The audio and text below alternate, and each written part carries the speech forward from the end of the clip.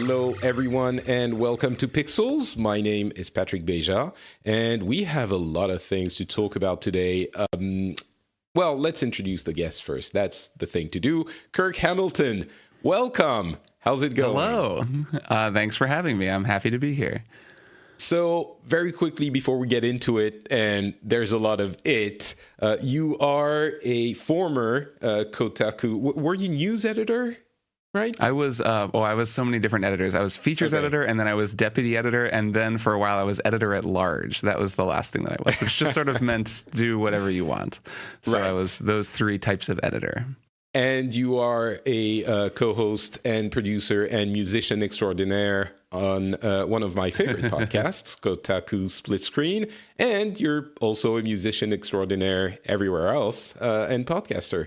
So thanks for being on. Anything you'd like people to check out? We'll talk about it also at the end of the show. But if you have to define yourself with just one thing. I would say my main project right now is a podcast called Strong Songs that I do on my own, which is a sort of music analysis and appreciation show. That's been really fun. I've been doing that for coming up on a year, and it's been going well. People seem to like it, and that's easy to find. It's Strong Songs kind of everywhere. I think the website is strongsongspodcast.com. But if you like music, you might like that show, so check it out. Very cool. And we're going to be talking about music a little bit more in the context of video games later in the show.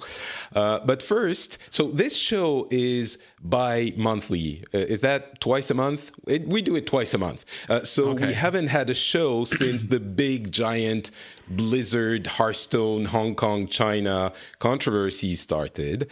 And we're going to be talking about that for a little while. We're also going to be talking about the Riot 10-year anniversary stream, which was kind of crazy for a company like Riot, which has developed League of Legends and has had only one product for a very long time. There was stuff happening on the PlayStation 5 side, stuff happening on Fortnite, and a bunch of other things, and of course, games we've been playing. But first, when I first contacted you, Kirk, to be on the show, I was like, hey, I know you like Destiny. You're playing Destiny 2. You're going to be playing the expansion. Let's talk about that. It's going to be fun and relaxed. And then the world exploded in video games. I feel like that's a very 2019 thing to have happen. Let's talk about video games. Oh, wait, geopolitics has sort of pushed its way into the conversation. Oh, well. So things, I'm sure everyone listening to this has heard about the basics of the story at least, and I'll summarize the things that happened last week very quickly, and then we'll get into what happened towards the very end of the week, so late that it's almost this week. And before I do that, I do have to mention, I think most people listening to this show will know this, but I did work for Blizzard for 5 years. I was a PR rep at Blizzard Europe, so I have that connection, and I, of course, have talked about Blizzard games in multiple podcasts throughout my 15 years podcasting career. So when I talk about all of this, even though I, of course, try to be as neutral and objective as possible, keep that in the back of your mind. But, all right, so what happened? The quick summary. There's a Hearthstone championship that took place during one of the matches, the finals. A player called Blitzchung had an interview after he won the game. He became the champion, where he came out with a statement of support for Hong Kong protesters against the oppression that they are receiving from China. Following that, very quickly and very swiftly, Blizzard banned him for a year and took away his earnings from the entire tournament. The reaction to that was very quick and swift as well, with players everywhere rising up and it's kind of calling for boycotts and calling attention to the issue. If there's ever been a Streisand effect, this is a poster story for that. So again, I'm going very quickly. It was kind of the world of video game exploding. Everyone was talking about this and almost only about this. And the Blizzard took about 3 days to respond, which having worked in that company and in that context, it doesn't seem that long to me, but everyone is saying, oh, how can Blizzard stay silent for so long? That was really funny. It's always like when you know how things work, you're like... Right.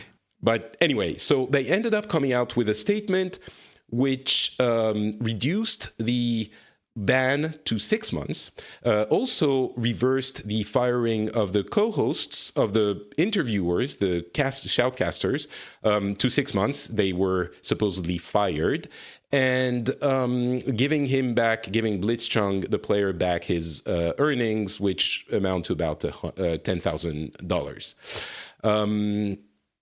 And the tone of the statement... well, okay, we'll talk about this in a second, but essentially, people seem to be not very satisfied. Of course, you always hear those who speak the loudest, so that might be a factor of that, but I get the impression, and I'm, connected into the community, I get the impression that people are not satisfied with the revised penalty still, and there's a lot to say about all of this. So I'll ask you first, I guess, Kirk, what are your feelings about this incredibly complex issue? I can sum up my feelings in one sentence. No, just kidding. This is a very complicated topic. Every time I've talked about it, I've always wondered how far back the person recapping the story is going to go, because you could be like, okay, so let's talk about British colonialism, and then go back hundreds of years, and you never know how long it's going to take, because this is a thing that goes back as far, like hundreds of years, to the creation of Hong Kong and the separation and all of that. And I am not a history expert, nor really a geopolitical one. I play video games, but watching this as someone who likes Blizzard games and who is fascinated by video game communities, the thing that it's most striking to me is the way that this particular drama is playing out in parallel to several other dramas with other major brands across entertainment and technology. So the NBA obviously had this huge blow up with the Houston Rockets manager doing a kind of a similar thing, and getting in similar trouble with China almost the same day, or maybe the day before the Blitzchung thing happened. Apple has also been running into conflict with China over an app that it published and then pulled and then unpulled and then pulled again. And it's kind of like everyone all at once, at least in America, is dealing with the fact that all of these companies have made these compromises with an authoritarian government in China. And then Blizzard is just yet one more example of this. So most of the mentions that I've seen of this, at least in the mainstream news that I read, like in the New York Times or wherever, it'll just be one of many things listed in part of this broader narrative. So it's interesting to look at on its own terms, and also to look at how it fits into this sort of broader thing and a broader understanding I think people are getting over what was actually given up, or what was required in terms of compromise to do business with a government like China. Yeah, I think I'll interrupt you for a second to comment on this point specifically. I think this is globally, but because of the things that you've mentioned that have been happening, there's a realization of the price to pay to do business with China that for some reason we haven't really had in that manner before. I think some people will say, I've been talking about this forever. Yeah, I think there definitely have been people, yeah. And I think that's understandable, and it's probably fair, but I also think it's important to understand that over the past, 20, 30 years, China has been opening up from a communist country where things were extremely restricted, including on the economic side. And there was a hope, which is not unfounded. It's not like, you were, dreaming some naive dream of betterment, that through economic development, things would get better in China. And I think beyond the fact that it's not unfounded, it's actually happened. The poverty level has, the income level and general societal well-being level in China has increased. It was a very agrarian. I'm not an expert either, but they have gone from poverty to somewhat overdeveloping country. Now they're almost a developed country. So that is not something that can be dismissed. And most of these companies have gone into China in the mid-2000s at a time when there was still this trajectory that was positive and that we were hoping would lead to more and more openness. I think what we're realizing now, which is extremely justified, and it's not like, everything was roses and unicorns in that period, but there seems to have been a shift with the arrival of Xi Jinping, who is now president for life, and the unbearable persecution of the Uyghur minority and the use of technology for Orwellian societies type, social credit and things like that. Those happened, I believe, in the past few years, maybe 5 years. And now we're realizing that shift. So I think it's some important context to understand all of this. And of course, the question still remains, all these companies are paying the price for access to the giant market. I think someone said a phrase that I think is super accurate. It might have been Benedict Evans. China is weaponizing its market. And that's very true. And of course, the other factor in this is that we're used to imperialism coming from without. So even cultural imperialism, America does things a certain way. There's a certain Puritanism, and you export your culture and you kind of influence other countries through that. That's very natural.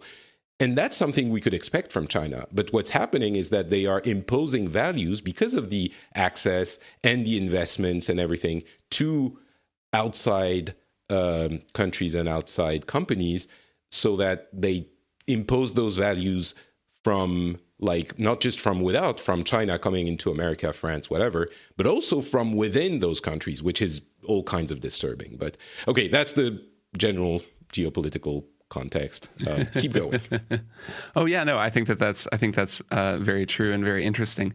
It does seem to me that also, the Hong Kong protests themselves have served as a sort of an escalation point for everyone's awareness of this. I think, each of the things that you mentioned, I've learned about in retrospect. I've gone and been reading and trying to pay attention, but the Hong Kong protests themselves are a very visible thing. And, I've just been paying attention because protests on that scale and for that long, that's just something that isn't happening everywhere in the world. And the protests are very organized. They're very good at, staying unified and getting their message out. And so I see those protests and think, oh, okay, I understand this. I understand what's happening. And then that has kind of been the central conflict for each of these, corporate conflicts that we've run into with Apple and with the NBA and with Blizzard and so on, because they all center around someone expressing solidarity with the protesters. So it kind of gives it an angle that makes sense to me in a way that, I don't know, maybe a Google employee boycotting something they're doing because they're working with the Defense Department or working with an overseas government on surveillance technology. That can just feel a little bit itemized and harder to follow. This all centers around these big dramatic protests. And I think that also it brings the whole thing kind of into relief. Yeah.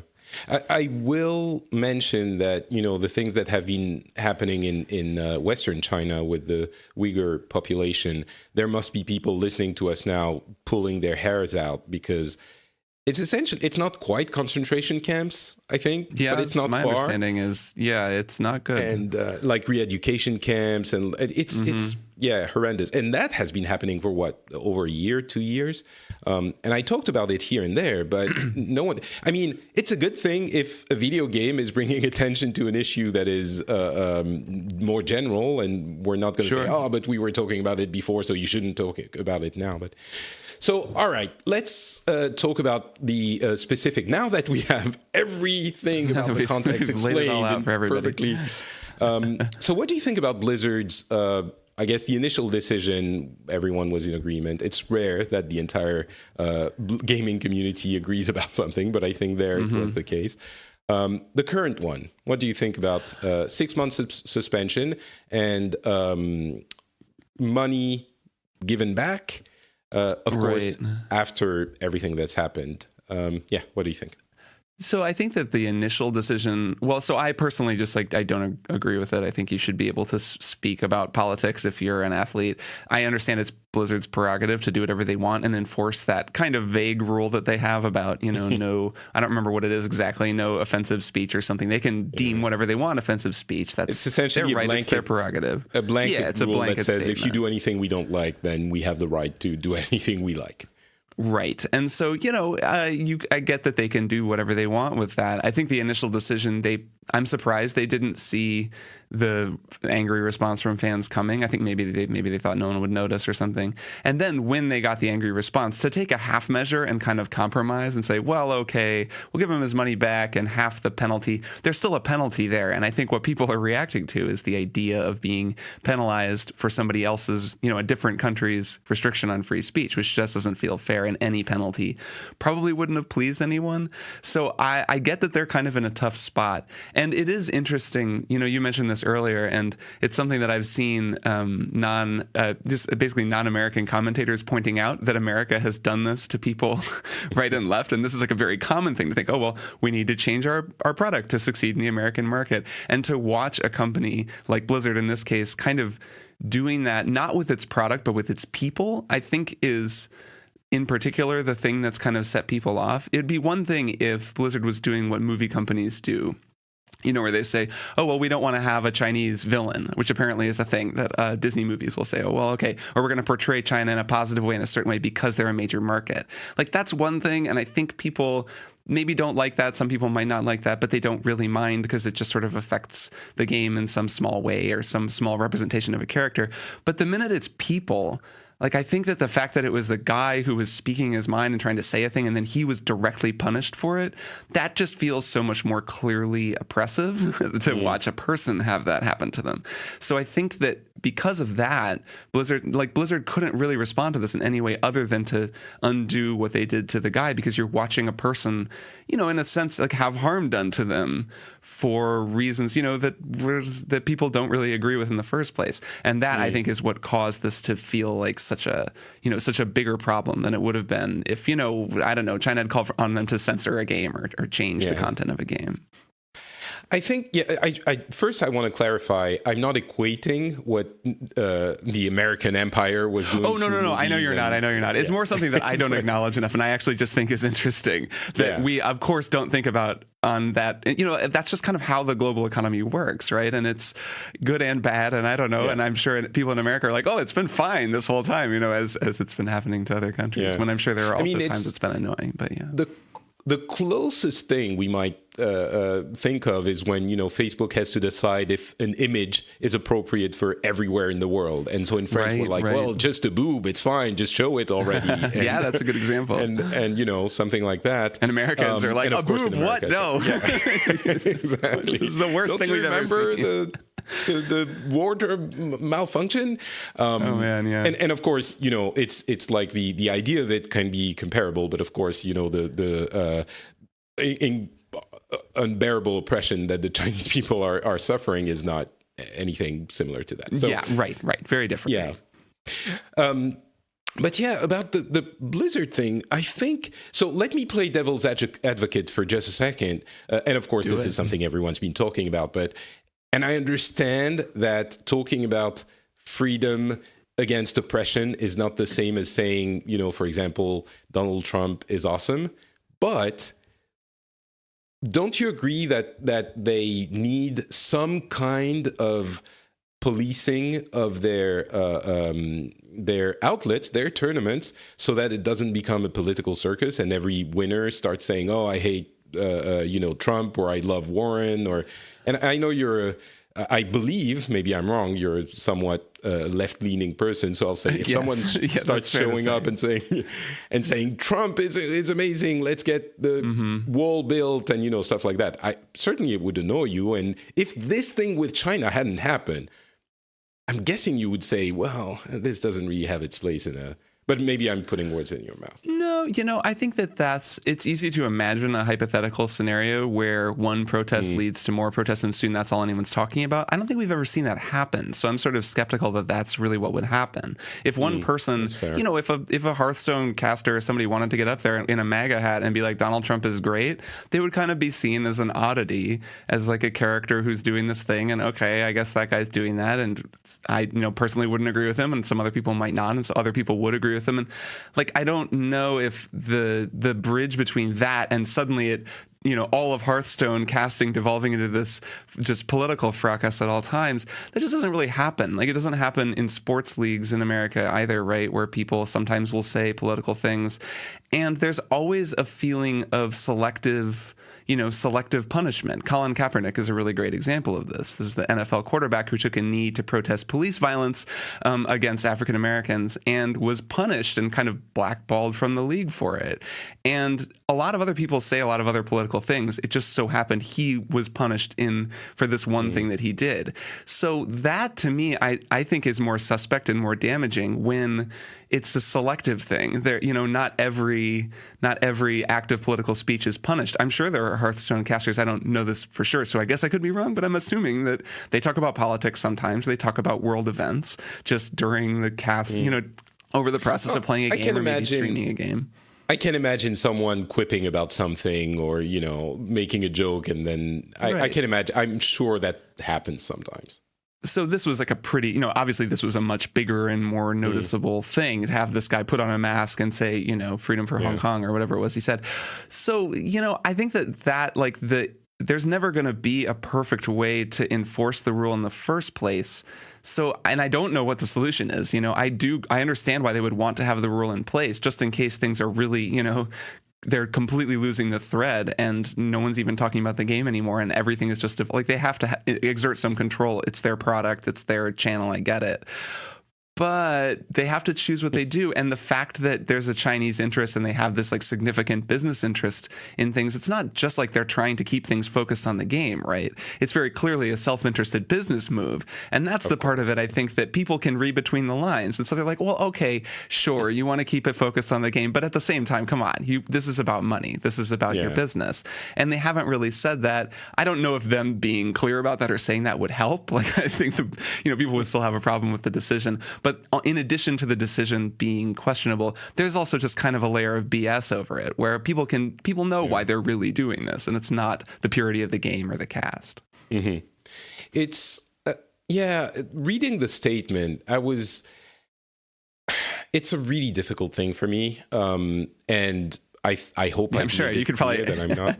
Did you ever have to write statements like that when you were working at Blizzard? Well, not quite like that, but we did have a couple of times where things weren't super rosy and we had to write stuff. But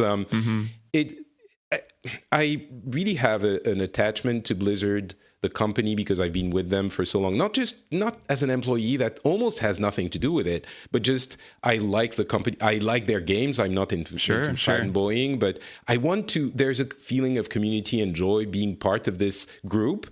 And so that kind of pulls with what I'm feeling about what they did. And reading the statement, it felt very corporate-y at a time when they needed sincerity.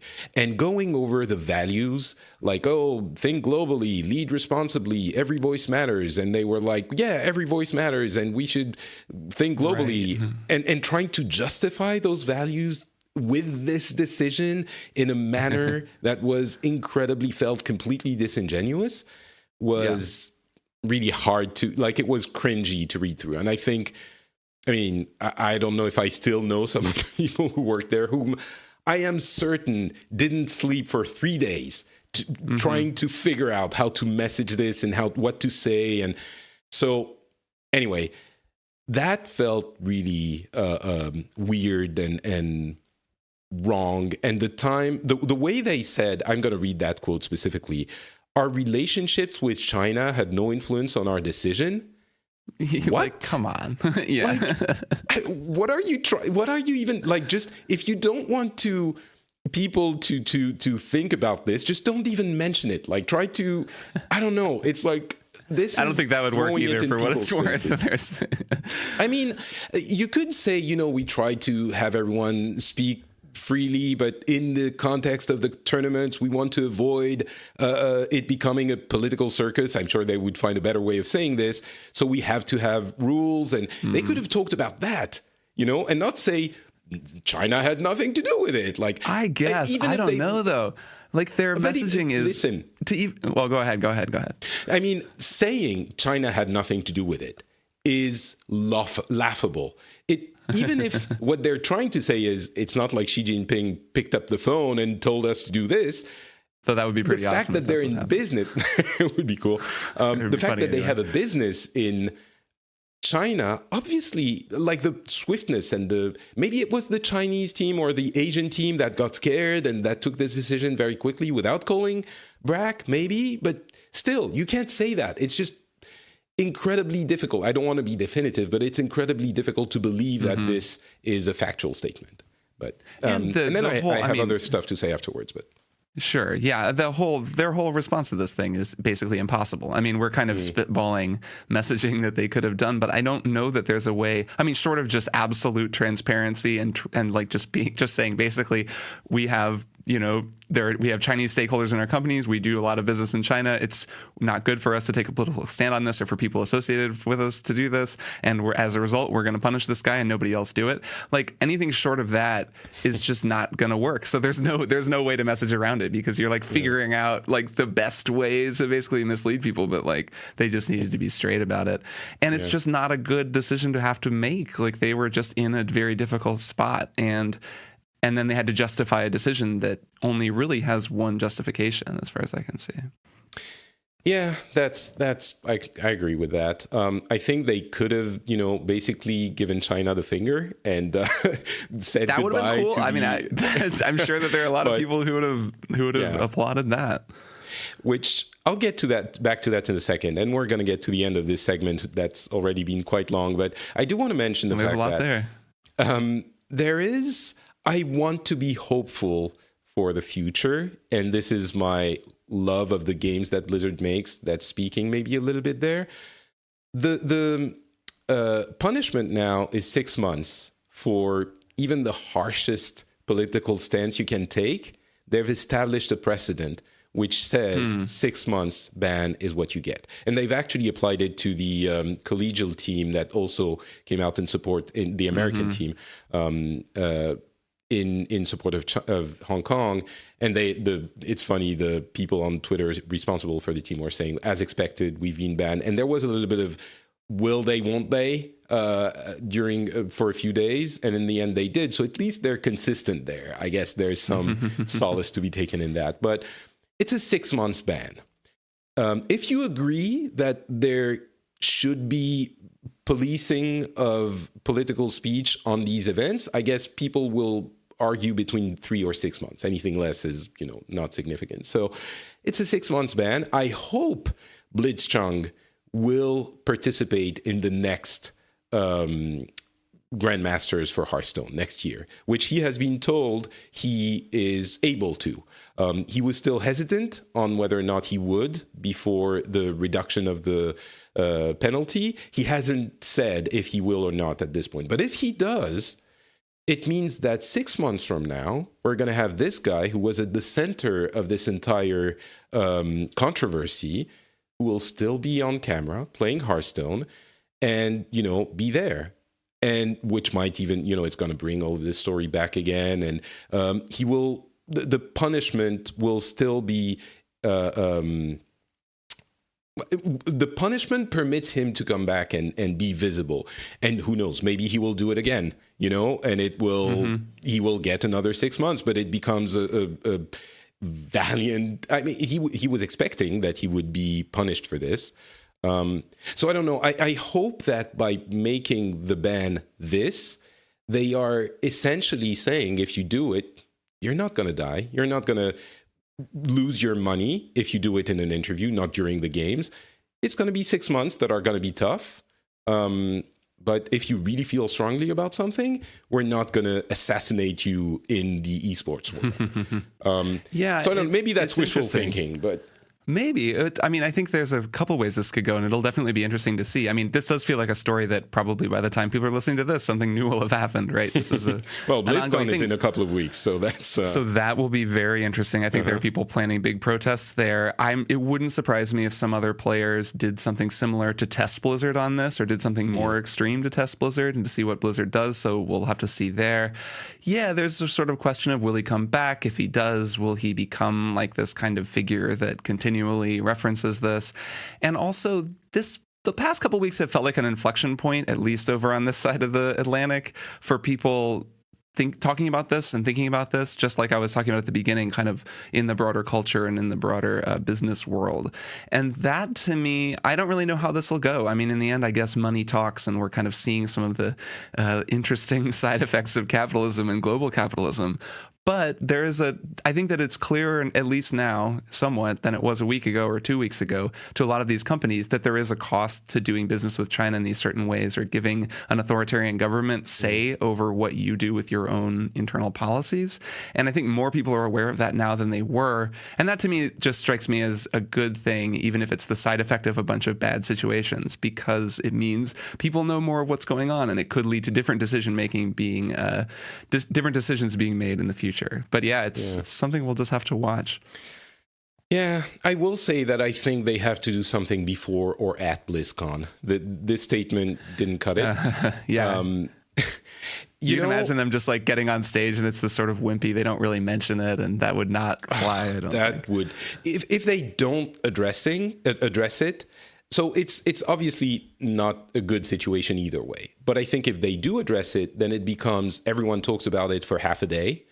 And then they talk about the games that they're going to announce. Right. If they don't, it's all anyone's going to talk about for the entirety of the con. Right. They come out with some. I could see some mealy mouth. We believe in freedom around the world, like some vague thing that doesn't mention it, mentions it without mentioning it, and that would probably be disappointing to most people. I think there would be a way of addressing it without addressing it somehow. Some PR ninjutsu. For example, there's a Hong Kong team that managed to fly itself to BlizzCon for the Overwatch World Cup. Maybe they could say how happy they are that they're there, or something to that effect. A wink that China can, like something that's strong enough that it signals the support. But that China we're kind of past winking, though, right? Like they need to do more I than don't wink, know. probably. But one of the reasons why another reason I like the company. 5 years ago, I was still working there, and before I left, we were in the summer of Gamergate, and I sent a message, an email to Mike Morheim. I didn't, do that on a regular basis, but I did once. And I told him, hey, it would be really awesome if we could address this and, somewhere in the con or in the opening thing. And he replied very quickly, very kindly, it's not great, but we'd rather let our games do the talking, and we don't want to talk about this ourselves, which I think was a fair enough response.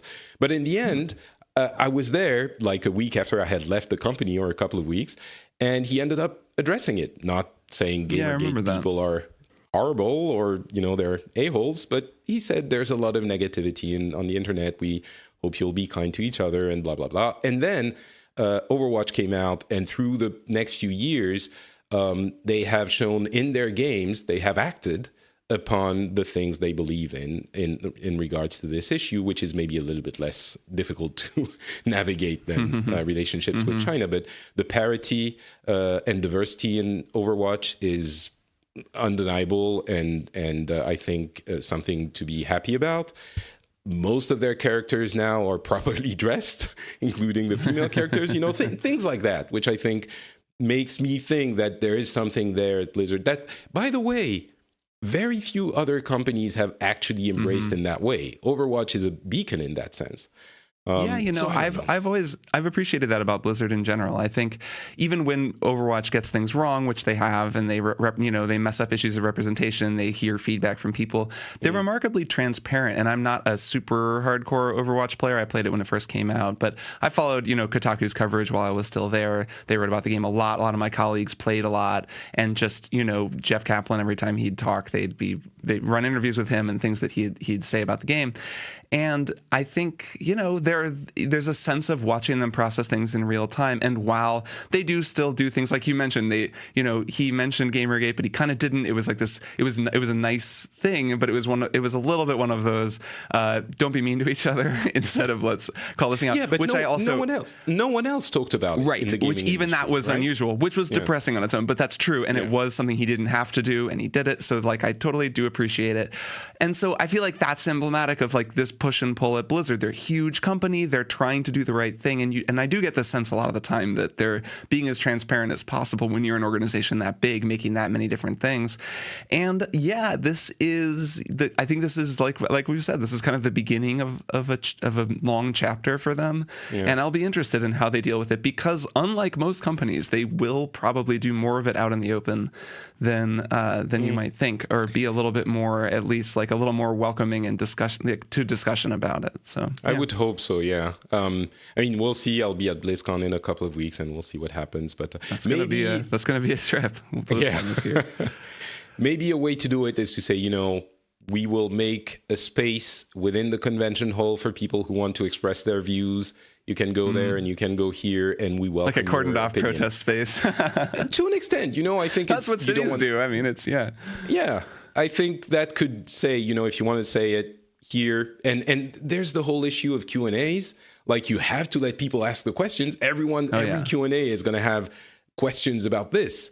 So, and you have to let them. Well, and everybody wants the viral Q&A moment, right? What was it with wasn't it that Diablo game that's coming to phones, and that guy asked, I don't even remember the question, I just remember it went viral. I think it was essentially, is this it was like, are you pranking us? Or, yeah. Which rude, by the way, someone question. Said it was really, but someone said, imagine if this Hearthstone issue happened last year before they had the BlizzCon with Diablo Immortal only. Right.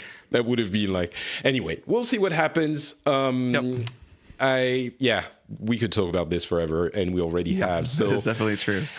Let's move on to Riot's big League of Legends 10-year anniversary stream and announcements, which was kind of incredible.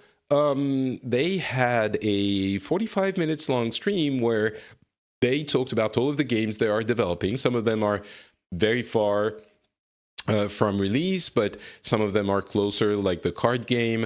They celebrated the community that has made them who they are with just one game until now for 10 years, League of Legends, but pretty legendary game. And they announced, so to speak,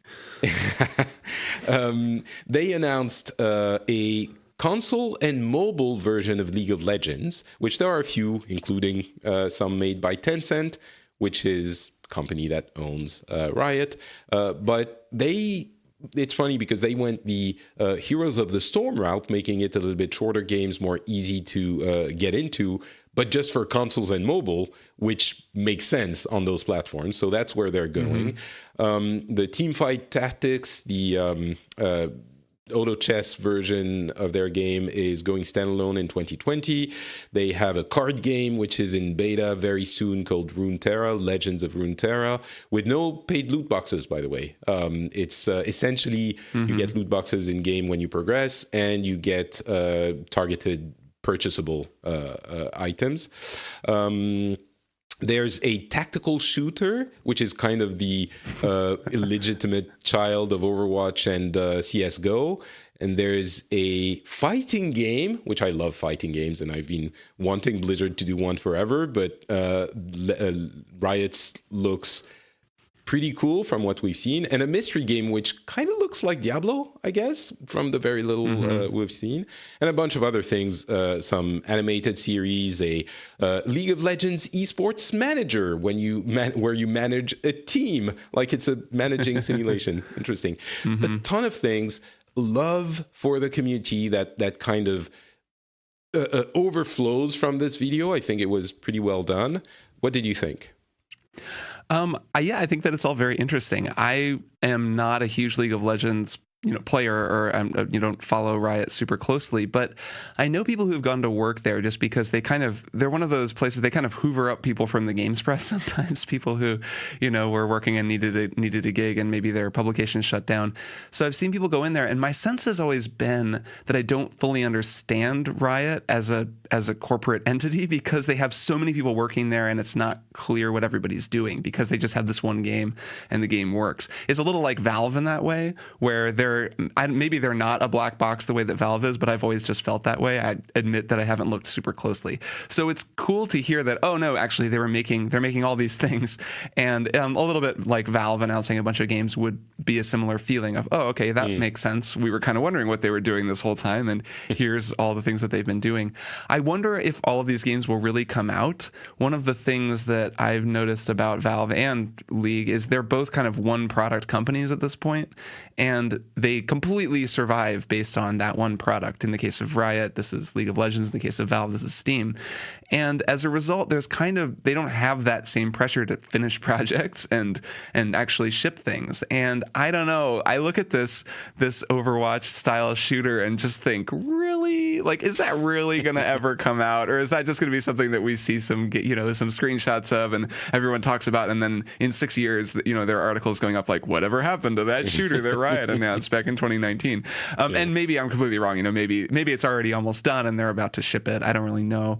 But they made it pretty clear that most of these seem to be in early stages or early stages of development. Right. Yeah. So, and that's, they have nothing really to lose by announcing that stuff, especially because they're basically doing fine because they have this extremely popular, extremely successful game. So, yeah, I don't know. It remains to be seen whether they need to change. And I guess all companies feel they need to grow and to launch new products. Clearly, this feels like they're on the way to becoming Blizzard, or they're looking at Blizzard and thinking, okay, well, Blizzard has this great kind of diverse roster of games that a bunch of people play and do well for them in different sort of areas of gaming. So why can't we have that too? But I don't know. It's even more than that. They have a card game. Well, we'll do a card game. They have. I'm sure it's not the way they look at it, but the parallel is striking. They have the card game. They have the shooter game. They have the thing that kind of looks like Diablo. It's just the fighting game that's different. And of course, they have their own spin. But so one of the reasons I've never gotten into League and have always, I don't know. I'm not very drawn to the characters, the character design, or the world of Riot games. I just don't find, we would always write articles at Kotaku. Someone would publish something about League of Legends, and we have to go find art for it. And they have all those concept art of these kind of generically attractive characters. I'm probably making a bunch of League of Legends fans very angry right now, but I've just never really been drawn into the world or found it very compelling. Where Blizzard, just through the benefit of having the World of Warcraft, but Warcraft itself as a fictional world is actually pretty cool, or the world of Diablo kind of has a lot going on, or more going on than you would think. And I've always been drawn into those worlds. Overwatch certainly, it lives on the power of its characters and its world design and how you like all these characters so much. I'd be interested if you can just do that, if you can kind of just convert into something like that, because I think that there's a certain, whatever you want to call it, special sauce, I guess, that Blizzard is able to do through their character designers and their writers that I don't know if you can just kind of magic into existence the way that Riot, I'm sure, would love to. So that, I think, will be a big differentiator, and it's a question for me as to whether, a person like me, that I'm maybe a target person for one of these games. Oh, I don't really like, playing MOBAs. I don't like League of Legends, but maybe I'd play this card game, or maybe I'd play this tactical shooter. If there's something that'll pull me in beyond just, it's a good tactical shooter, because there's plenty of those already. Overwatch exists, Counter-Strike Go exists. So I'm curious about that, whether they can do that. It is very interesting. I think they have their origins in, of course, another, not twist of fate, but linking their fates together. Obviously, Dota, which was a mod for Warcraft 3, and that's why you have the generic characters, which are essentially lifted from Warcraft 3, at least in the beginning.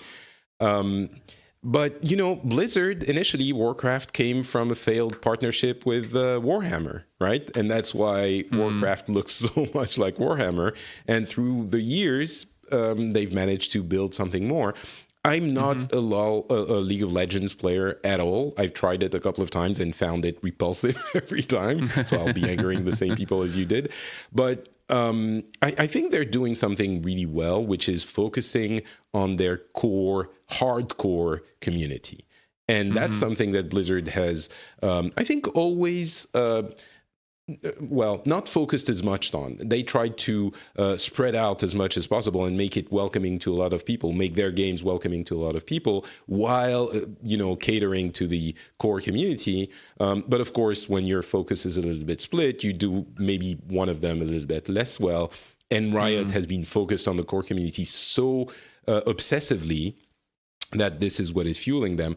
I do see more attractiveness in what they've shown us here, but it's not an easy thing, and we'll see how much of it is realized, and all of these are probably far down the line. So Yeah, it's interesting. That core audience observation is a very relevant one right now to what's going on with a lot of these games. We're going to talk about Destiny 2 in a little bit, and that's basically that was the constant tension with Destiny, right? Was, do we focus on our hardcore fan base, or do we try to expand and get new people in? And all of these games are kind of wrestling with that. And at this point, it seems to me like the smart play is more, to focus on your core fan base, especially when you're League of Legends and you have millions of people playing your game. Like it seems to me more like people are doing that. It's, I guess, a more conservative approach in a certain way, but it's saying we have these fans, they like this game, let's build stuff for them, rather than, but all these millions of people who aren't playing our game, how can we bring them in? So yeah, it seems like that's the approach they're taking, and I'm seeing that approach being taken by more and more games. Yeah. It's we'll see how well it works for them, or if they end up saying we want to bring in more people. I'm sure they would tell you that at least. Oh yeah, of course, we'd love you to come in and play. Come on in. I will mention very briefly that Riot, being owned by Tencent, has declared that they want no political speech at all. Yeah, I was going to mention that earlier, and I'm like, well, we just stopped talking about China. But yeah, that was the least surprising announcement of the week last week when that happened. So it would be interesting to see what happens if they have to do something about something. But all right. You were talking about Destiny. Let's talk about the games we've been playing. And sure. I guess that means Destiny 2, Shadowkeep, the latest expansion, among other things. But I talked about it a little bit last episode. It had just come out, so I didn't play it a lot. What do you think about this latest version of Destiny? I think, so what I think about it, I guess, falls into two different categories. There's what I think about the game as a game, and what I think about it as a game in my life. And I try to really keep those things separate because, people who really care about Destiny won't be as interested in the Kirk Hamilton experience of Destiny, even though, my personal experience of the game informed my coverage of it at Kotaku for years and years. And Destiny is one of the games that I wrote about at that site. I've played thousands of hours of Destiny, and I know the game really, really well, and was kind of at the forefront of coverage of it. So I know everything in the story of Destiny. It's just something that will always be, I don't know, it's a game that'll always be a part of me. It's the first MMO that I ever became really addicted to, that I really became a part of the community of, and, followed super closely and got upset about patch notes because they were nerfing pulse rifles. There's, I really care about this game, even though now, the thing I'm struggling with is that I don't know that I have space in my life for it. So that's one thing. But in terms of the game itself, I think it's a very good expansion that is less about the content added in the expansion, the moon and the Eris Morn quests and stuff, and more about the way that Bungie has clearly communicated to their players and will continue to communicate to their players how the game has changed, the new focus that they've placed on it, and the systems that they put in place to give people something to do just forever. Because that's, like I was just saying, they have focused on the people who want to play Destiny all the time, and they've said, okay, you're our main audience, and we're finally going to really give you something in the game that you can just do, and there's always something to do. There's always progress to be made. Specifically, that's the armor, the new armor system, and the seasonal progression that they've added to the game, which is a way bigger deal for that kind of player than it is for me. But I've come to understand what a big deal that seasonal progression is. I agree with everything you've said, but kind of. Okay. Okay, go ahead. I feel I was a little bit disappointed by the campaign of this expansion. I think they made incredible progress with the campaign of last year's expansion, the Forsaken, which was a genuinely honest to God good single player expansion, if that's all you wanted to do. And this one is back to the Destiny nonsense. You're like, oh, look, there are pyramids, and Eris Morn is crying. I like the pyramids. Oh. The pyramids were teased at the end of D2. I thought that was cool in the pyramids. They are. But I totally hear what you're saying. Yeah. But what are they? Can you tell me what they are? No, the darkness. I don't know. They contain the darkness or something. We're going to find out, I guess. Maybe. At some point. Listen, fool me once, shame on you. Fool me many times. They've been saying this but come forever. on, you were never playing Destiny for the lore, right? No, it's because it's fun to shoot aliens in this game. Obviously. I've been playing Destiny since it first released. I enjoyed it very much. But it's just that Forsaken was so good and so compelling as a story and as, going through it for the campaign that I felt let down that they went back to the usual nonsense. That being said, the game itself is still just as fun as it was before, maybe a little bit more. I do feel that the randomness and the added characteristics on armor and stuff like that makes it a little bit more annoying for me because I'm not super hardcore. I played a lot, but I'm not like a raider or anything like that. And now it's like if I want to quote unquote optimize my stuff, I have to pay attention to 15 more different things, which, to be fair, I don't have to optimize it. It doesn't matter if I'm not into that. But you want to, right? You feel that like you want to, but No, I'm totally with you on that. Oh, go ahead. Go ahead. I do enjoy it, but I guess on this show I try to tell people if you're, should you be interested in it? If you already are, then yes, it's still just as cool as it was before. And last year's annual pass was awesome. Each season was really cool. We're kind of in the same mode here. But if you're not, this is not going to float your boat. It's if you've already tried it and you didn't like it and you didn't like the shooty stuff, then this is not going to do anything for you, unlike the campaign from last year from Forsaken.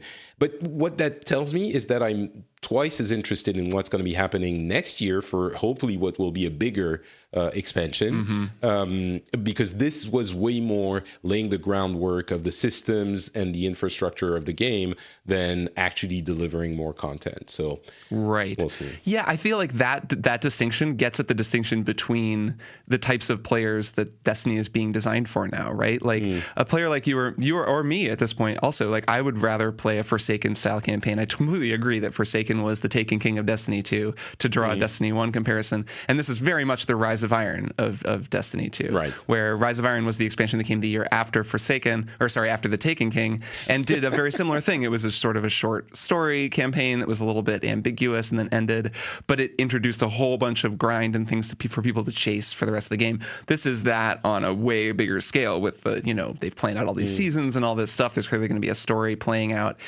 And that's, like I've said, I'm drawing this distinction between what the game is for the people who play it that way and want that really grindy, long-term stuff. The game is very, very good for those people right now. But for me personally, like I haven't played the game in more than a week because I put a whole bunch of time into it over this one weekend, chasing down the rocket launcher you can get. It's this exotic quest that sort of you have to just do a bunch of repetitive stuff to get. And I finished that. It took me, I don't know, a bunch of hours to do. And I'd spent a lot of the weekend doing it. And I looked and said, I can't do this. I have, I'm freelance now. I have all these musical projects I'm working on. Like I need to be practicing guitar. Like I can't. And like I'm just much more aware now that it's not my job to play and write about Destiny, that I'm spending time that I need to be spending on other things playing this game, and this game that will happily take dozens and dozens of hours and just munch through my evenings if I let it, because it's such a engrossing time sink. And so yeah, I'm definitely with you on that. It would have been cool to play more of a single player campaign, but that's kind of what the game is going to be now, especially now that Bungie is solo and has broken free of Activision, because they don't have the support studios making the game anymore. They had High Moon and the other studio who helped them make the PC ports and make the Mars expansion. I think Warmind was almost entirely made by another studio. They don't have that anymore, and that's very evident in what they've done here. There's a lot of clever stuff happening in Shadowkeep, repurposing of old assets. Every boss is a nightmare boss that's really just an old boss from Destiny 1 that they could just bring up to Destiny 2. And you get this feeling that they're, cleverly reusing assets. There's this really funny scene at the beginning of the campaign where you're on the moon again, which the moon is a Destiny 1 location, and the Hive show up, which are one of the same enemies we've been fighting for, seriously, 5 years now? Like they still haven't introduced a new race other than the Taken, and the Taken were actually just the Taken were the Scorn, but the Scorn were kind of just fallen. So there keeps being this feeling, and then these Hive come up, and Ghost says to you, "These aren't the Hive," and it's like, okay, come on, guys. Like I'm shooting thralls in the head. They're acolytes shooting at me. They're Hive. Like I get that they're a little different, but they're still Hive. So Bungie is working with what they've got, and there's a sense that everyone always, I think, hopes, and maybe the next expansion will be this big thing, and they'll release this something really wild will happen. A whole new race will crash to Earth, and it seems to me less and less likely that that's going to happen because now they have fewer resources than they used to, and they're creating a game that instead is just more of a kind of long-term it is what it is. It's you shoot these kinds of aliens, and it's really fun, and you chase these weapons, and every now and then we introduce a new weapon. But it does seem like they're struggling, understandably, to create as much content as people want. There wasn't a weapon refresh. You still get the same weapons from like every vendor. So it's still all the same stuff you've been getting for years. And there's just this sense that you can tell they're making it work as best as they can. But I wonder if that'll really change in the next year or two, or if it's going to kind of be this sort of a thing for a little while. Oh, you're making me worried now. I mean, sorry. Yeah, I really hope they're working on something, like they diverted resources from this one to work on the next one. But yeah, I guess we'll see. That being said, I was disappointed by the campaign, but I'm still pining to play it more. And I've been very busy these past 10 days. I haven't had time to play enough. But just like I have for the past 5 years or 6 years, I really enjoy the shooting aliens in the head. Yeah, that's the magic of Destiny. It's fun to shoot stuff in that game, and so that never stops. Exactly. And it's cool that it's free now too. You were mentioning new players. I think it's been interesting. One of my co-hosts on Kotaku Split Screen, my other podcast, Maddie Myers, has been playing the game, the free version on PC, which is like New Light, and I think it doesn't have Forsaken, but it's like all the year one stuff you can just kind of play. People could try that, and I think they'll immediately get a sense of, oh, it feels very fun to shoot aliens in this game, and this is a pleasing game to play. But I think that it doesn't explain itself at all, and there is this sense of this is just this massive systems and goals and quests and nothing. Everything is just thrown at you at once in this smorgasbord, and that does seem like it might be kind of alienating for people. I think it's very. It doesn't explain itself either. There are no tutorials or explanations. To the point that I'm not sure I would recommend it. I mean, some people have tried it and enjoyed it, but I'm not sure I would recommend it to new players. I was listening to Split Screen, I think a couple of weeks ago, and Maddie Myers, your co-host, was explaining her experience, and she was like, "Oh, it's the first time I'm playing an MMO, and I didn't realize it was so obtuse and confusing." And I was listening, and I was like, "No, MMOs aren't like that. It's just Destiny. They aren't all right. Completely right. There's some sort of onboarding usually. Just Destiny throws you in the deep end if you start. It is free, so I guess people can try it for free, and there's that. But yeah, I think it is not entirely welcoming. My worry would be that people try it with this version, get pushed off of it because they don't understand anything that's happening, and then don't get the joy of the head alien shooting thing that we've liked for so long. So yeah, get out of this what you will for your decisions about Destiny 2 Shadowkeep. You've also been playing Sayonara, Wild Hearts, and Disco Elysium, which I'm curious about. Yeah, so these are two fantastic games that I've played that I wanted to tell your listeners about.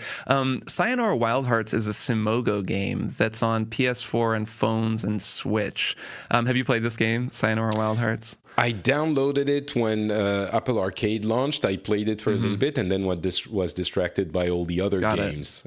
Yeah, that kind of happened to me too. I played it a little bit and was like, wow, this is very, very good. And then stopped and then came back and played the whole thing. It's about 90 minutes long, so it's not super long.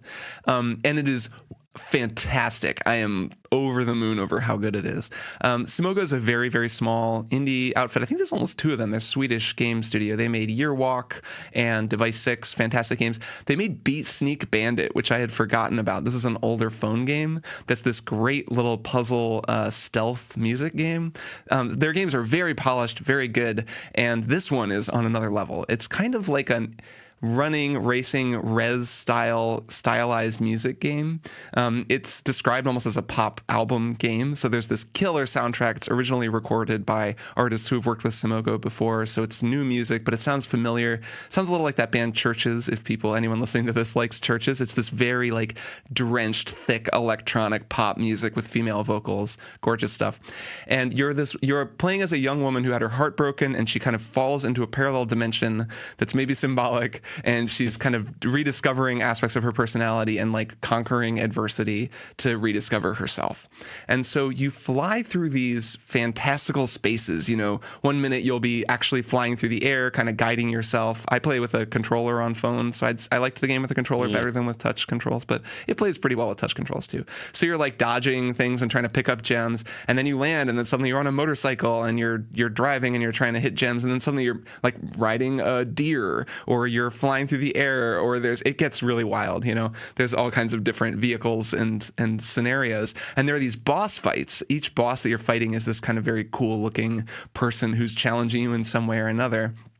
And the whole thing is queued up to this music. And it's beautiful looking and constantly shifting. The perspective, the camera never stops, never cuts. And it's just from behind this woman's shoulder. But she'll go flying through, a wall, and the camera will pull back around. And then suddenly the perspective is completely different as the music changes.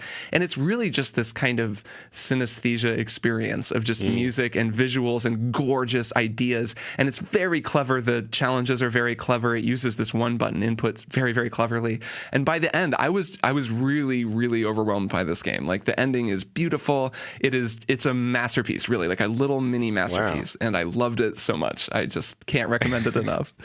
I love how animated you get when you talk about it. We have the video on Skype, and I can see you getting joyous talking about it. Man, it really knocked me out. I loved it. So I hope anybody listening to this, if I get one person to play it, especially because you can get Apple Arcade and play it for no money at all. I almost want to buy it though. I want to buy it on Switch or something just to give these people some money. You could. Though I guess they got some money because I played it on Apple Arcade. I guess no one really knows how that works yet. So that game is very good. I do have a couple of questions. How much do you think you're enjoying it because of your love of music, first of all? And second, how much of a game is it rather than experience? Is there gameplay in it, or is it really just you live through the thing? So the first question, definitely a lot of the enjoyment I'm getting is because I love music. But I mean, it's a really wonderful looking thing. If you don't like music, you might not like this game. But who doesn't like music? Exactly. To be fair, it's a very appealing, beautiful thing. And so for me personally, the fact that I'm over here on Skype freaking out about it, it's because I love music and I love what they're doing, and the way that this game communicates musically, I think, is just fascinating and beautiful. But it's just really, really cool. And the music is a big part of it. It is a musical experience. You wouldn't want to play this without headphones. To the second question, it is very much a video game. It's not a very long one, but it's a very dense one. And, it's one-touch inputs for the most part, but that can translate into a lot of different kinds of gameplay. It's very old-school arcade in a certain way. A lot of it is dodging, blocks that are being dropped in your way by the boss. It'll be kind of a mix of needing to thread through a bunch of fast-moving obstacles, kind of like a racing game, mixed with there's some fighting, but a lot of that is just button taps that the game prompts you to do, almost like QTEs. A rhythm game, or a little like a rhythm game, yeah. So it's like a mixture of rhythm game, steering, driving game, and then there's some aiming at a various part. You get this cool bow and arrow, and you're kind of tapping on things to kind of blow them up as you're moving. So it's very, like I've said, very shifting. So what you're doing at any given second even can be completely different than what you were doing before. When you die, it kills the groove on the music and backs you up a little bit, and you keep going. You don't lose lives or get a game over, but it does screw up the flow, and that to me is the worst punishment of all. When the music is really going and you're soaring through, these really cool neon city streets, and then suddenly you hit a building and the music just stops and you restart. It's a very harsh punishment. But I would say if you wanted to get gold, so you get rated on each level, and it's very steeped in the language of video games. You finish and the voice will say bronze rank, and it does that kind of thing. And you get a bronze or a silver or a gold. I would say trying to get a gold on every single level would require a lot of practice and a lot of repetition and going back to it. I know people who have done that. So if you want to get that kind of arcade game experience out of it, you absolutely can, and it's very well designed in that way. For me, I mostly just played all the way through it, and it was like an experience, but it was one that required skill. The last level was tough. I died a bunch of times. So it's not just a kind of watch these pretty things while this music plays. You have to interact with it and demonstrate skill and kind of keep up. Sounds very cool. Yeah, it is. We'll talk about Disco Elysium in a second. I just want to mention, first of all, I definitely am going to play Sayonara Wild Hearts now. Yeah, you'll dig it, I think. I also I was traveling, and I finally tried What the Golf, which everyone has been raving about.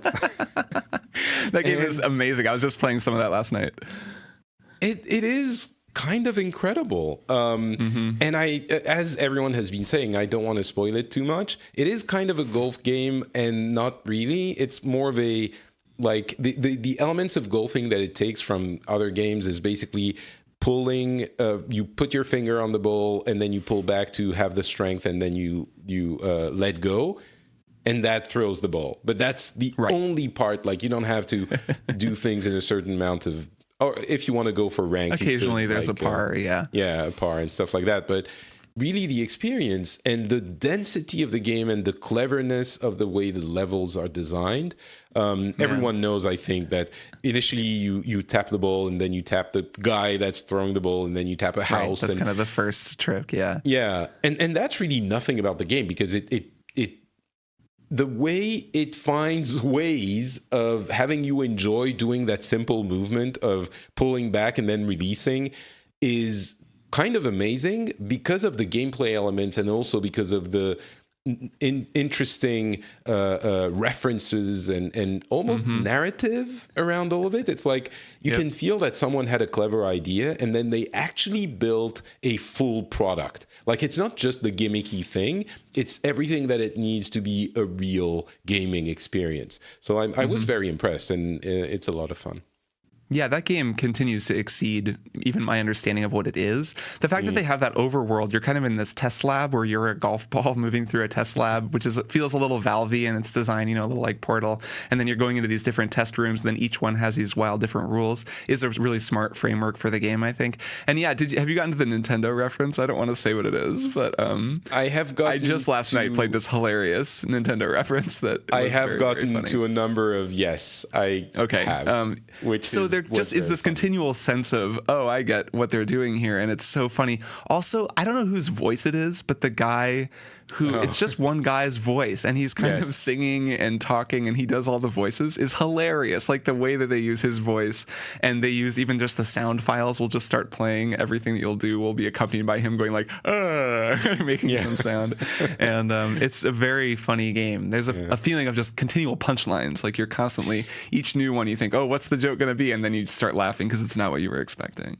The way they manage to surprise you with the mechanics, and like that's the thing. I think you play the first couple of levels and you think, well, I've seen the game, I understand what it is. And the way they manage to, with each new area, to reinvent or like completely go outside of what you thought the game rules were, even with all the variations, at least to the point where I am now. Maybe it gets repetitive afterwards, but they keep like. It's almost like they keep thinking, they create a box where you think, well, this is the rules and this is how you play. And then next level, they go outside this box and you're like, oh my God, that's so clever. They're thinking outside the box. But then they're like, it's an infinite number of boxes they keep going outside of. So very, very cleverly done. Yeah, it's quite a game. I'm a big fan as well. Yeah. What the golf. And finally, Disco Elysium, I guess. Disco Elysium, that's the game. So this game is a total trip. I talked about this on Split Screen this week as well, and I've only played a few hours of it. I've played a little bit more than when I talked about it with Maddie yesterday, so I have a slightly better sense of it. But this is one of the most interesting role-playing games I've played in years, and I didn't see it coming at all. I'd heard a little bit about it and seen screenshots of it, and I thought that it was going to be a kind of isometric PC RPG, like Divinity Original Sin 2 in that kind of vein. And I think it's an interesting counterpart to Divinity Original Sin 2 in this kind of resurgence of PC RPGs, but it's very, very different. And the best way I can describe it is to say that it's the most purely focused role-playing game I've almost ever played, at least played in a very, very long time, and that's what it's all about. So I'll maybe talk about some of the specifics, but that's the thing to keep in mind is what this game is about is you can role play in a world full of consequences, even internal consequences of decisions that you make in a way I've just never seen before in a game. So all right, let me try and describe it to you. Have you read about this game at all? Or Not at all. I guess I'll be describing I've heard the it. name, Okay, cool. But okay, that's good. Because I'm assuming listeners maybe won't have heard of it either. This game is kind of under the radar. All right, so it looks like an isometric PC role-playing game, and I think it's only on PC. It's on Steam. And so your little guy walks around in these really intricately beautiful, beautifully drawn 3D worlds viewed from an isometric overhead perspective. You click on things, you talk to people, you have conversations, you play a role, you go through a story, you make decisions, the story branches and reacts to your decisions. So it's that kind of a deal. It's closer to an adventure game in some ways, to like a point-and-click adventure game, than to a really chewy role-playing game like Divinity affinity, partly because there's no actual combat system. There is combat in the game, but it's all played out through the same system of like stat checks as the dialogue. So there isn't a whole separate combat system. You don't level up combat skills specifically or get new guns and like they become more powerful. It's not that kind of game. It has a lot in common with Planescape Torment, which will probably perk up the ears of any like old school PC gamers listening to this. It feels to me a lot like playing Planescape in the way that there's a ton of text. It's a very text-based game. It's almost like interactive fiction. As you walk around, there's just a whole lot of writing. There's voice acting for some of the lines of dialogue, but it's the thing where like people will talk for a little bit and then it'll just become all text and you'll go through very long conversations with them of just reading. So you do a lot of reading in this game. And it's set in a kind of a steampunk city that's its own original setting and is very interesting on its own, or I'm at least drawn in by it. It's a very seedy place, and you're this detective in the police, in like the police force, but it's kind of like a corporate police force or a volunteer police force. It's not clear what's going on and like how this city works.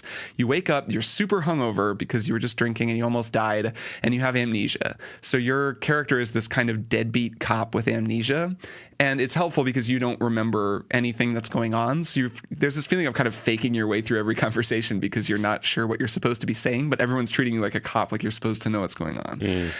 The game itself is all built around these stat checks. So there's a lot of text, you're writing and talking, and as that's happening, you're seeing stat checks for like your conceptualization skill, or the skill that governs your sort of how your composure skill. There are all these different skills that you have, and they tell you extra information that you can use or not use in the conversation that you're having.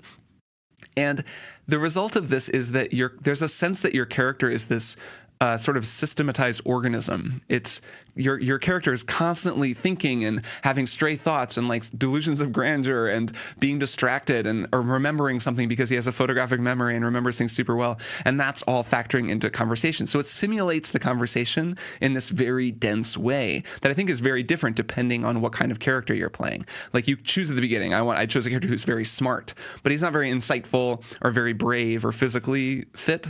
He's just like a very smart guy. So he remembers a lot of things and has a good sense of, he can recreate a crime scene when he sees it, and that opens up different options for me. So using those skills, then you role play with all these conversations, all these characters, and apparently it goes in a million different directions. This is a game where you're apparently not supposed to exhaust every dialogue option in every conversation, because doing so could make people angry with you or lead to unexpected repercussions down the road. And it's much more like you have to treat it like a simulation. And on top of all that, well, I don't want to get too sidetracked with all the systems, but basically the result of that is that you feel like you're role-playing in a tabletop game with a real DM. Like it feels like I am able to just choose all these different branches in conversation and role-play this thing in a way I never have in a game before. And the last thing that I'll explain, I guess, is the way that your thoughts and your internal monologue work. You have a whole thought system where if someone talks to you, like I was talking to this guy who's a super racist guy, and he was explaining, he's like from another island and thinks that his race is the best. And he was explaining to me his race ideology. And as a result of that, that is now something that I can dwell on, and I kind of assign it to a part of my character's subconscious. And he'll dwell on this guy's race ideology, and over time be able to speak it to the guy, which I think will then make that guy like me. But the downside of that is it will make my character a racist, which I think then will lead to outcomes that I can't predict. Like my character will do things that I don't want him to do, or he'll say something racist to somebody. But it's kind of this interesting simulation of how an ideology might work. There's a whole system for that, for thoughts and for things that you're dwelling on and kind of keeping in the back of your mind that then kind of come out in unexpected ways. And you'll even have conversations with your senses and your thoughts. Like I was out and, suddenly my rhetoric skill just pops up and I have a conversation with it as it says, well, that guy made some interesting points. And so I say to him like, well, what do you mean? And my rhetoric skill is talking to me and it says, well, you could think of it this way or think of it that way. And I have this option to accept what it's telling me and then move in this one direction or not. So it's a very inwardly focused simulation where you're this person basically. And like I said, I've played 4 or 5 hours of it, maybe 3-4 hours. I'm really impressed with it. It's not like anything I've ever played before. Could be it all falls apart from what I've seen, the coverage of it that's been very, very positive. It doesn't, and it is as good as I think. As I think that it is, but it's a trip. It's quite a trip of a game so far. this is kind of hard to wrap your head around when you're... It is. It's kind of hard. It's hard to explain. Notice I just like monologued for a few minutes trying to explain this. And even then, it is difficult to nutshell for people. So how much would you say of the game is outward and how much of it is like the character fiddling with its with like their own mind and emotions and I'd say it depends on how you look at it. I mean, you're walking around in this beautiful looking world, picking things up, interacting with the world. So it's largely outward, but every aspect of conversation or really interaction is mirrored or like followed along with by your internal monologue. So it's happening kind of parallel in a way that feels like you're a person, in the same way that you or I interact with the world. When we walk around, we're always thinking, our brain is always on. We're always having distracted random thoughts of things or analyzing things or jumping to conclusions about things. And so it's always kind of there humming under the surface. And then occasionally it comes to the forefront when your brain sort of says to you, hey, what about this? Like, do this. And then you really have that conversation. Mostly you're just talking to people, investigating, being a detective, trying to solve a murder, and then just kind of constantly under the surface, your brain is doing all these different things depending on what stats you have and what kind of character you're playing. Okay. It seems like a very original, different system for that kind of game that we've never really seen before. So yeah, it's very ambitious. I think the people making it have been working on it for 15 years, I believe. I saw it in an article, which is kind of shows when you start playing it, like they've been trying to come up with a system for this because it feels it feels kind of radical. It feels like a radical game in some ways. Like they're really trying to just throw out the idea of what an RPG is, that sort of The Witcher, Fallout. Okay, this is how an RPG works. You just follow these rules and you get what it is, and do something completely different, which is one reason it's hard to explain. You know, if I were explaining a game that was like The Witcher, like Horizon Zero Dawn, I could say, oh, well, you know, it's kind of got a little bit of Witcher, a little bit Ubisoft game, a little bit of Assassin's Creed. You get it. This game is a lot harder because it's like, well, it kind of reminds me of Planescape. It kind of reminds me of a point and click adventure game, but it's not actually, you know, it's its own thing. It's this new thing, which is exciting to play in 2019 when there aren't always that many new things to play. Very interesting. So that's Disco Elysium, and all of the games that we discussed will be in the show notes if you're interested in trying them out. A few additional bits. There was some news around the PlayStation 5, including the fact that it will indeed be named PlayStation 5. Definitely the most exciting news was that it will be called the PlayStation 5. You know, I know a lot of people make fun of this and it's like, oh, of course, what is it? But you don't know, and it is still. No, I'm not fully kidding. I kind of mean that. I always enjoy finding out what the names are going to be. I'm very curious what they're going to call the next Xbox. PS5 is a little less surprising, but Xbox, maybe the Xbox 2. What are they going to call it? Xbox, I think it's going to be Xbox. My money is on Xbox. Just Xbox is the thing. That wouldn't surprise me.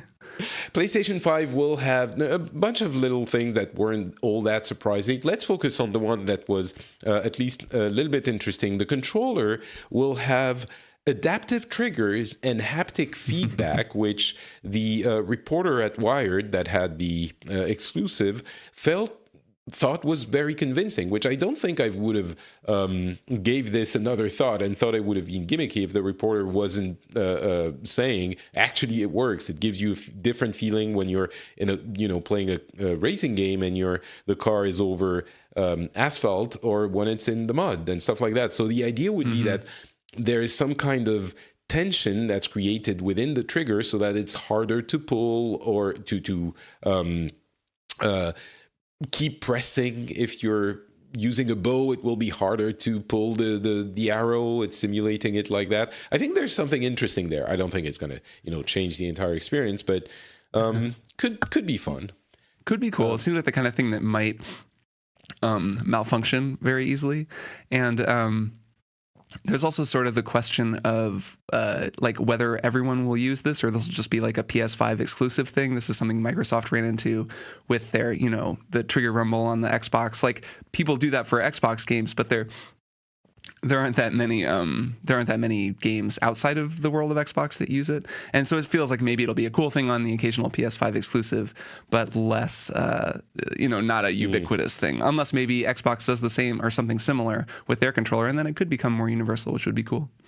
Maybe, yeah, that could be something I would enjoy. I mean, if they make it easy enough to adapt it to, it could, I it's not like I don't know, the Kinect, right? Because Kinect, you have to actually design for it with that in mind. But if it's easy enough to say, well, for this type of weapon, you have this type of tension that's created, it feels like something that could be included into existing games more easily than some of those other gimmicky things, like even, motion control or the stupid little, for sure. Yeah, and I love this kind of stuff. Like I love haptic stuff in controllers. So it sounds like it's probably pretty neat. And we'll see how it works, I guess. It will be released holiday 2020 as we expected. There are a couple of conflicting reports / rumors. One says, essentially Sony has been saying backwards compatibility is not guaranteed, like not 100%, which is like, wait, what? I personally, I think it means like some functionalities on some games is not guaranteed to work. I think backwards compatibility is still pretty much a given. And the other thing is, it seems it might be backwards compatible with every generation of PlayStation 1. That's a little bit more of PlayStation since PlayStation 1. That's a bit more of a rumor, but it could be interesting, especially if they're, it could be cool. That would be nice. That would surprise me, given that PlayStation Now, maybe PlayStation Now isn't working for them and they don't want to do that anymore, but given that they have this subscription service to let you play those old games, if they then kind of also, it just seems like it might kind of eat into the people using that service. Go ahead. No, if they allow you to install the games, because with PlayStation Now, it's streaming, but you can also install PS4 games. So if they say, well, PlayStation Now, we have, old generations, you can stream them or install them. And so you have a choice and do whatever you want. I see. Yeah, it could work. And also, it would be great. I'd love that. And I would be pretty surprised if you can at least play PS4 games, particularly given that the PS4 is the first console where you've been able to buy every single game digitally and download it that way. Like, if you can't just download your PS4 games to a PS5 and play them, the anger over that would be so significant, and I would be shocked if that weren't the case. I think what you're saying, that maybe there will be some things that won't work or some small features that might carry over, the occasional odd game that might have a problem, that seems more likely to me. You never know. Sony has done stupid things in the past, so they could do something stupid here too. But I would find that very surprising. Yeah, I'm thinking like maybe the touchpad, the new controller doesn't have one, so you would have to have right. There's some other or something like the PlayStation Eye. Is it the camera? Oh yeah, stupid little thing. But so we'll see more info. I did find it interesting that they dumped all of this info now. I guess it must be because developers must be receiving the controllers through the dev kits, so they want to control the information. But also it might be because they want to focus on the games when they finally open the floodgates. But we'll see. Yeah. I don't really know why they would have done it, but it seems like they made the calculation and they made the announcement. Yeah, I think it's all about controlling the message and not having sense. The thing. Right, Kotaku scooping them on and posting all the stats or specs on the thing. I got my Oculus Quest last week, and oh man, I don't have one. How is it? It is a lot cooler than I thought it would be. That's about what I've heard. I've had a couple of virtual reality headsets, the PlayStation VR and the Oculus Go, which was very disappointing. But the Oculus Quest works really well. It's a little bit heavy. It gets, not huge amounts of battery life, like a couple of hours, 3 hours, but the everything else about it, from the design, like not the infrastructure, but experience point of view, is incredible. You design your safe area very easily. The games just, the graphical capability of the device aren't stellar, but they are more than enough to give you a convincing experience. The touch controllers, which is what was, the 6-axis thing, is what was missing from the Oculus Go. And the feeling of presence is so dependent on having your hands that you can see within the world and being able to move your head around. And it works so well with this thing. It's still a little bit pricey, I feel, but if you can connect it to the PC and it works with the announced, link functionality so that you can also use it to play Rift games, I think it will be a great way for people who are interested in VR to give it a try with no reservations. I think we're at a point where it actually is compelling. There aren't enough games or experiences so that I can recommend it to people who aren't interested to begin with. But if you are, really, really compelling. It's very smart that they've made a system that now works both as a plugged-in Rift and as an on-the-go device, only because that turns everyone who owns one into a potential, demo operator for VR. You can bring one to a party, and then it's just so much easier to bust it out in the living room while everyone's over and say, hey, who wants to play Super Hot? And then everyone's suddenly playing this really cool VR game and finally gets to see the real thing. Like you said, the hand controls. I remember reviewing the Oculus Touch when those controllers came out and saying, oh, okay, this is the real thing. Like, this is the VR experience that Oculus has been working on this whole time, not just the Rift headset. And that's definitely true. If you give people who've never played a VR game that at a party in the living room and let them play for 5 minutes, they'll probably walk away with a much more positive view of VR, which seems to me to be what Oculus's challenge and also their goal. Like, they've identified that as the challenge. Most people see VR and think, I don't know, man, I can't buy that. I don't have time to play that. So that is a smart move on their part. And then also, just like you said, I have a Rift here, but I don't use it that much. And it's kind of a pain to set up. And, being able to just put one on anywhere, draw boundaries, and then play something, like that seems nice as a player. That seems much more convenient. Yeah. So that's cool. That's cool to hear that it's good. Definitely. And what's impressive is the know-how that Oculus has acquired through, years now of trying to do that. And it works flawlessly. The experience they're very is good. really, really well designed. Mm-hmm. I would say we're still like a third of the weight, a third of the price, a third of the ease of use away from it. Yeah. It's not the finished thing yet. Whatever that thing is going to be, the device that everybody gets, not even close. Like, it's just, it's another, but it is an important step. This step that they've taken is a cool one. And I hope the link thing works really well. We'll see. Yeah, I hope so too. That's a very cool feature. I got into GOG Galaxy 2.0, which I think is under NDA, so I'm not going to talk about it too much. Oh, okay, don't break any NDAs here. I will just mention that it does the principal function that it promises really well. Like, having it unifies all of your PC games in one place, right? That's the idea. Not just PC, that's the thing. It does PS4. You connect all of your accounts, including PlayStation, Xbox, Ubisoft, like all of them. Okay. Not Nintendo, I guess. Of course, Nintendo had to be their own thing. Of course. Yeah, of course. But then you have a giant library of however many games you have, and you can filter them, search through them. Like, I realized I had some games 3 times that I didn't on different platforms. Like, oh, that's funny. Really compelling. Yeah, Nintendo wouldn't want to do it because then you would be reminded constantly how many times you'd bought Earthbound. Or how few games you have on Nintendo platforms. Right. Maybe. So that's pretty cool, but we'll talk about it more when it's not under, I'm sure it's not under NDA. And interesting. A quick quick round of additional games. News. Stadia has a launch date. It was the most tame announcement I've ever seen for something like that. That's been Stadia's MO this whole time. Yeah, it's true. I mean, it just confirms to me my idea that, well, everyone's idea that this is not a launch, it's a beta that you have to pay for to be a part of, and the real launch will be when it will be available free for everyone. I'm that will happen very just remotely curious about Stadia. We'll see how it goes, but I'm not probably going to be using it.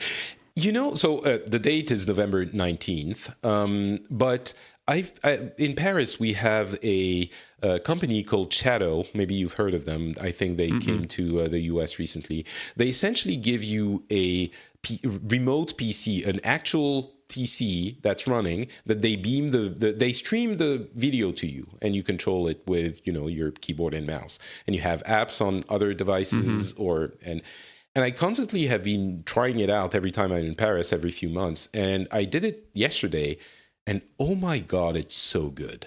It's so good now. It, like, the latency, I swear to you, is not noticeable. Like, of course, I have fiber, but I have like a 4 milliseconds latency to the Shadow servers, and I played Overwatch, of course, and they have like a 30 milliseconds latency to the Overwatch servers. So the total, let's say 35, is less than I get when I connect to the Overwatch servers. Nice. It is really, there are other issues. It's not for everyone, blah, blah, blah. But the latency, which is the main issue we talk about when we think about these things, I swear, people who think it doesn't work are people who haven't tried it properly. And this is a small, it's a startup in France that's existed for a few years. When Google and Microsoft are going to be doing it, it's going to work a lot better. So that's cool. Yeah, I'd love it if it was great. I think that would be a great twist on this story, is all this skepticism is unfounded and Stadia turns out to be amazing.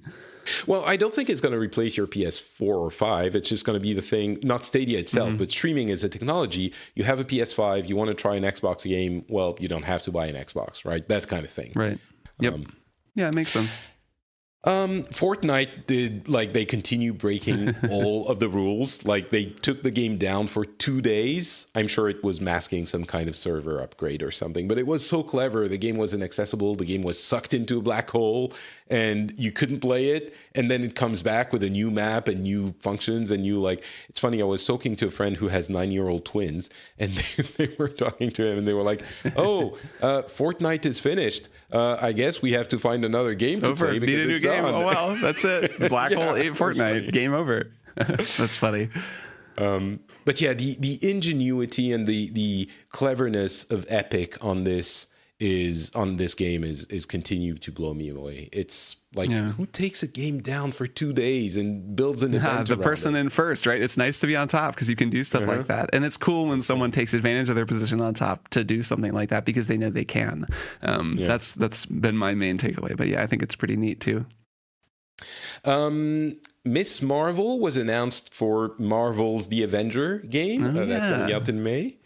Well, it's very minor, but I did want to mention it because first, I love Miss Marvel, and she was represented very well in the game, and her powers are weird. She embiggens her limbs and herself. It's very strange, but it worked. It seemed to work in the game. But beyond that, this game has been criticized because the models of the characters look like the stunt doubles of the actual actors from the MCU. Right. And I think that's a fair criticism, of course. But Miss Marvel, who hasn't been portrayed in real life, in live action by anyone, is perfectly fine in the game. And we see her and she seems like, Kamala Khan. So I think there is a little bit of that. Everyone else will be fine, and maybe we'll even get used to the characters we know from the MCU. But Miss Marvel is really cool in that game. Yeah, I had that same thought of basically, it's cool to see a character in this game that I don't have all these associations with, even though I'm with you that I think probably, assuming the game is really good, if we play 30 hours of it, we'll get used to this version of Iron Man and this version of Black Widow, etc. But yeah, agree. I don't know Miss Marvel super well as a comic character, but she looks really cool, and it was neat to see as something new, kind of, that doesn't feel like one of the movies. Yeah. Iron Man VR is coming in February, and people are apparently saying it's good. So I'm looking forward to that. I'm a Marvel fan, if you haven't realized. Nice. Doom Eternal delayed to 2020. Not only that, March 2020, at like a month before its release. Not only that, but they're pushing some of the features from the game away from the release. So I think they need a bit more time to polish it, and it's good that they're taking that time. But yeah, maybe the release date was a bit ambitious. I think it was Rami Ismail, the developer on Twitter, said "rip and tear, but not crunch," apparently, which I thought was I didn't see that. That's very cool. That's a good joke. So maybe no, but it's interesting. It means that crunch is part of that conversation, and they decided we can assume so anyway. Yeah, I mean the game probably wasn't ready too, but hopefully more and more developers are also saying, and we don't want to kill our employees to get this thing done on time. I guess if they knew where they stood 4 or 5 months ago, they could have crunched to meet the date, but maybe they decided. We're speculating here, but yeah, it could be cool. You're right. I don't really know. Yeah. Red Dead Redemption 2 is coming to PC. Not a big surprise since we have the Rockstar launcher, but we saw a video and oh my god, does this game look good? It already looked good everywhere else, but Yeah, I think back to when GTA 5 hit PC, and that game also just looked completely bonkers. And yeah, I liked Red Dead 2, and we'll play it again on PC. I think it's, I've been looking forward to playing it at a very high frame rate and looking very smooth and very good. And actually, like, taking my time. I think when I was reviewing this, because I was reviewing that game, and that was a whole thing. My review was a whole thing. And I mean, I have mixed feelings on the game for sure, but I really thought it was impressive and pretty cool for the most part. And playing through it for review was, I had to kind of keep going. And so there were things I missed, and I didn't rush by any stretch. I played like 70 hours or something, but it'll be nice to play it again. I always say that it's better. Like, the second time through a game is always better. And it's so cool to play this kind of a game where you can just take your time, really sink into the role and into the world. I know what happens. I don't need to get to the end. I can just play and go really slowly and just do side stuff and explore, because that's the richness of the game, I think, is really there. So I'm really looking forward to playing it on PC. Well, I would argue that taking your time in this game is not really a choice. They make you take your time. That's true. It does confound you when you try to rush through it. I guess that's why I didn't rush. Though I just skipped some side stuff, and like didn't do every single little icon on the map. And I will probably do that this time through. Very cool. There's a bunch of other things. I think we're going to skip through some streaming so much news, stuff too much on news. Steam, and xCloud is available, and there's some cool toxicity blocking stuff on the Xbox platform, which seems to be very cleverly implemented. And Call of Duty Mobile has 100 million downloads without China within the first week. Kind of incredible. It's the biggest downloads ever. Yeah, people like Call of Duty. People, you wouldn't have guessed. Although the impressions, I haven't played it myself, but people are saying, people who enjoy it on PC are saying it's pretty good on mobile as well, which I would never have thought. Yeah, I've seen some positive impressions of it. Yeah. And there's a fake Game Boy coming out. The what's it called? I can't remember. Yeah, I can't remember. It's neat looking though. Analog something. Analog Pocket, analog something. It looks cool. I'm not into retro stuff, so it's not my jam. Yeah, like I don't need to replay Game Boy games. I'm good, but it's a neat looking little device. And that is it for this episode of Pixels. Thank you very much, Kirk, for being on with me. Where can people find you and what you do on the internet? Well, they can find me on Twitter at Kirk, K-I-R-K Hamilton. They can find Strong Songs, my music podcast, at strongsongspodcast.com, and it's on Apple, and, it's on a bunch of podcast services. And Kotaku Split Screen is at kotaku.com, and that's also on most major podcast services. So that's me. And yeah, thanks for having me, man. This was a pleasure. Yeah, indeed. I'm very glad. I now have 2 of the 3 co-hosts of all right, you're almost Screen. there. Almost. Nice. My collection is almost complete. For me, it's Not Patrick on Twitter, Facebook, and Instagram, and you can find this show at frenchspin.com.